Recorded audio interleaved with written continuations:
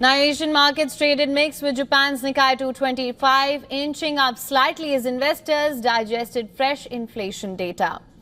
Japan's headline inflation rose 3.6% year-on-year in March, marking three consecutive highlights above the Bank of Japan's 2% target. The core-to-core inflation rate, which strips out fresh food and energy, accelerated to 2.9% from 2.6%. South Korea's KOSPI added 0.1%, while China's CSI opened lower, down 0.33%.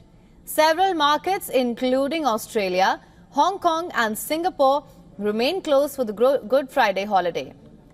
On Wall Street, the major U.S. averages closed mixed ahead of the long weekend.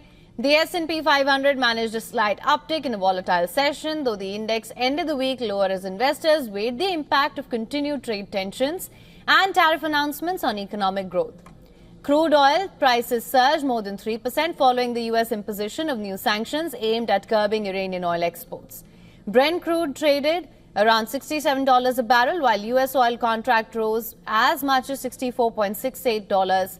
The rally was supported by additional output cut pledges from some OPEC members and a weaker U.S. dollar, raising concerns of tighter global supply. Gold prices edged lower after reaching record highs in the previous session. Spot gold eased 0.5% to $3,326.51 an ounce amid profit booking. Despite this dip, gold remains supported by lingering geopolitical uncertainty and trade worries, having gained nearly 3% for the week.